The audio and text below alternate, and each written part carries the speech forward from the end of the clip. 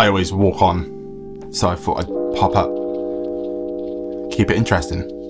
In last week's video, we took a look at my favourite bike, which is this one here. It's my Emmle Rocky Mountain Rockies.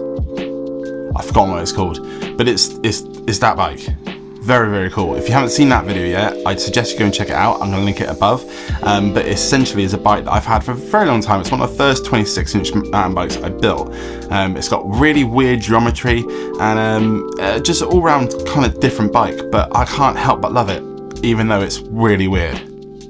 I even spent some time painting it with my son and kind of doing all sorts of cool things. So if you want to know more about that, check the video linked from last week. Very good video.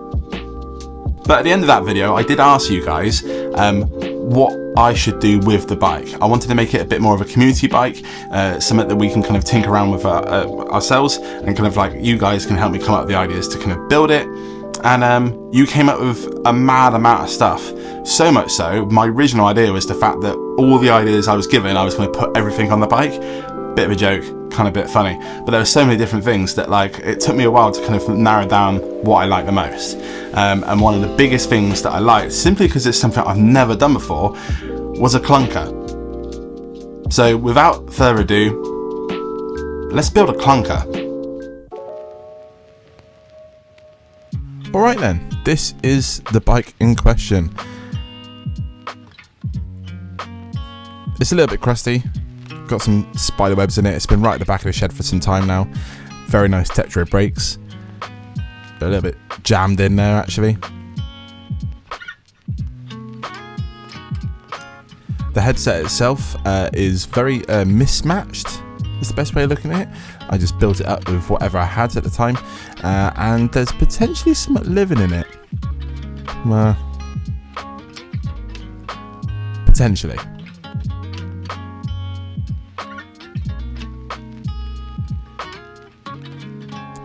It's also got this super cool brake booster on the back. I may leave this on here just because it looks cool. Not that it's going to be necessary at that point, but it looks cool. And that's that. Let's build ourselves a clunker. The strip down on this bike is probably not actually going to take that long. These brakes, the reason they're one of my favourites is because the little black bit that goes on the post has a spring in it that you can tighten with a spanner. There's probably a technical word for that. I don't know what it is, but I really like them. They're super easy to set up, and I will definitely use them over and over again.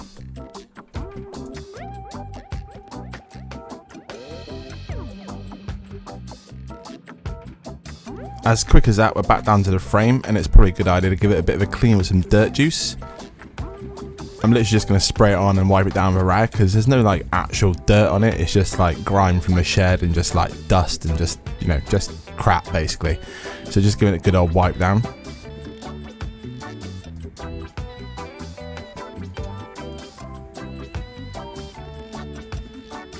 I'm also going to use some of this workshop degreaser as well inside the actual seat posts, the BB, and then the actual head tube as well, just to kind of get some of that kind of like grease that was in there when I last built it out, just so I can freshen up with some fresh grease.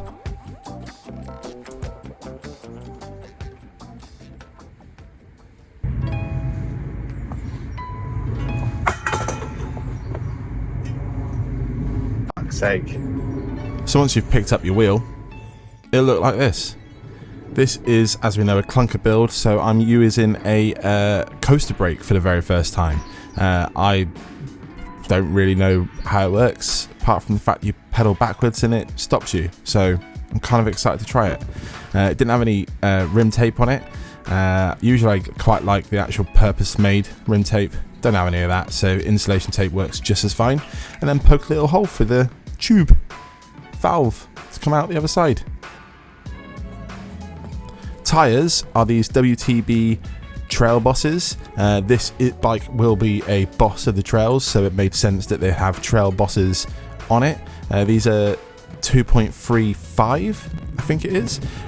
So they're pretty wide. They're probably just as wide as I could fit on this bike, so wouldn't get much more in there. I did, however, realise I put this tyre on the wrong side. A lot of the time logos are just on one side these days, so I just went with that instead of actually checking the tread. So that was annoying. I had to do that again. So once you've put your tyre on the rim, then taken it off and put it back on the right way, and then you've done the front wheel the first time, it's time to put it on the bike.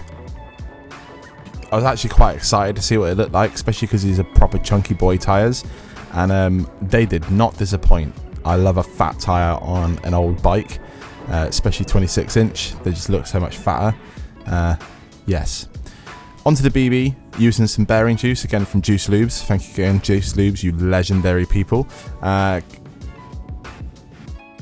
don't remember what length BB this is.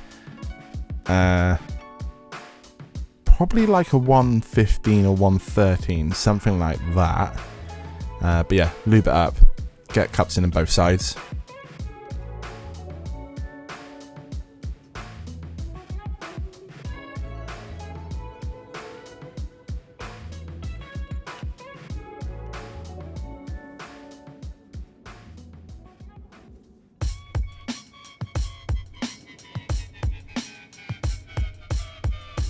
Right then, onto the cranks themselves. Obviously give yourself, give your spindles a little bit of a grease up first.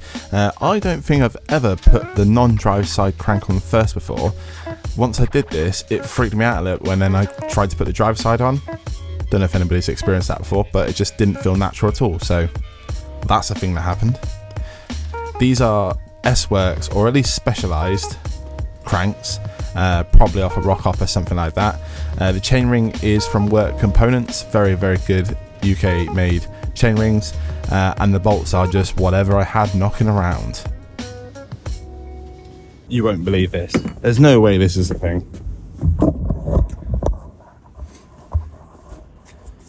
That chain line is damn near perfect. I mean, depending exactly how you look. But that is way closer than I thought it was ever going to be. As you can tell, I was actually very surprised by that, and pretty excited. Next, I went and did the actual coaster brake or back brake arm. I probably did that a little bit too prematurely, because you need to kind of get the wheel line up first, hence the reason I then moved on to the chain. The chain is like just some cheap single speed chain. It covered in this silver grease stuff, very strange. It will do, it's a clunker at the end of the day.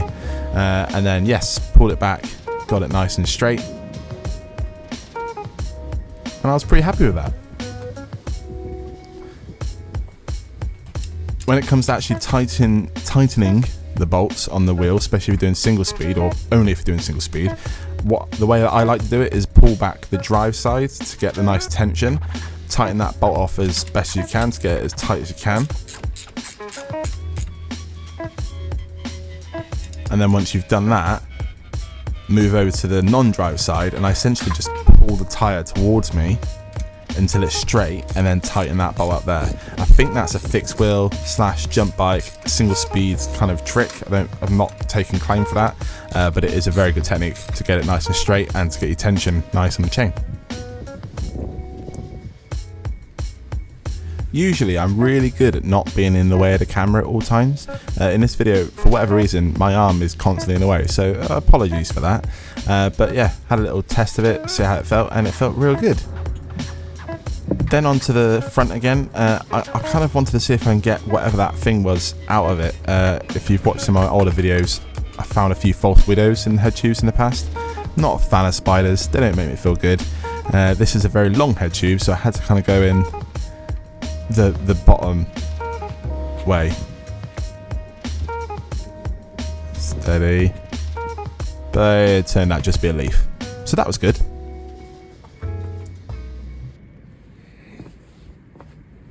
Now, if I manage to get this video out when I plan to get this video out, you could be watching it on Christmas Eve right now, or potentially Christmas Day and ignoring your family. Either one of those might be the case. I thought I'd drop some brand new stickers to celebrate the holiday season and to say thank you to everybody who has been supporting me this year.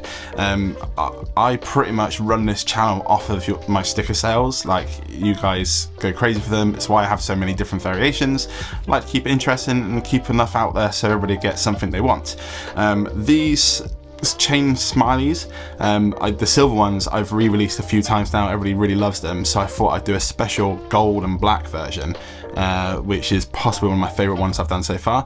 This is a very cool sticker. I imagine this won't last very long. And then another little special Second Life Bikes sticker, which I've had this logo designed for ages, possibly back when I was doing that one that we use on every video. And I didn't like it at the time, just left it. But someone saw it the other day and was like, that's sick, you should turn that into a sticker. So I did, and they're now both available on our website. So thank you very much. Big year coming ahead of us. I've got a ton of bikes to build and some really cool videos planned. So thank you. I love you all. If you're new to the channel, why don't you hit subscribe, because you're gonna bloody love it. Thanks.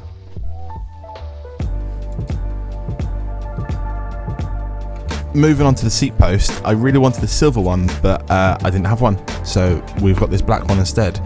What I did want was a nice pink saddle, so I used this charged spoon, which funnily, if you've watched Toasty Ride's latest video, Adam puts this exact same saddle on his So Easy, which I was very jealous that he has. It's a 6-stick bike, and I'd like one for myself someday.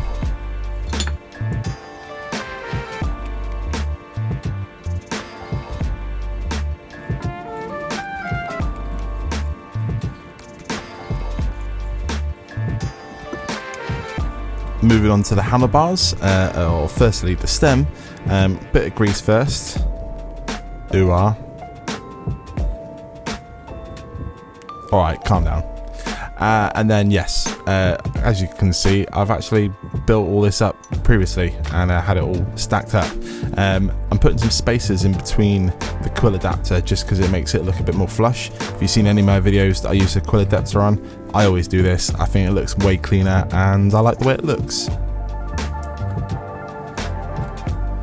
On top of that adapter is a BMX stem and then some big ass, I want to say like 720 moto bars. They are huge. I just realised the tyre's not on, so I'm going to have to put the wheel back in the front. Watch your face. Steady now. And then this is kind of where I'm going to leave it.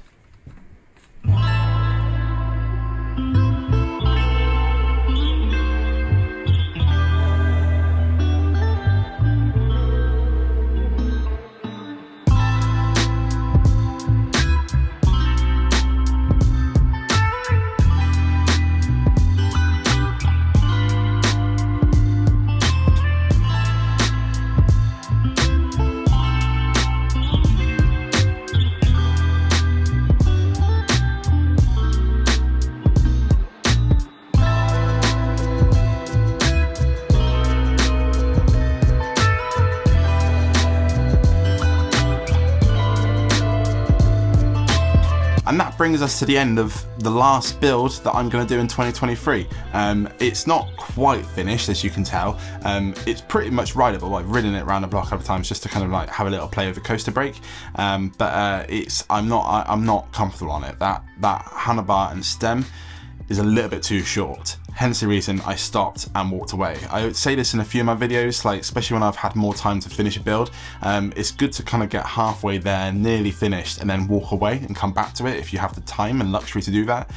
Simply being that I built this up, was quite happy with the way it looked. It looks great, and then kind of got on it and it was like, yeah, that'll do.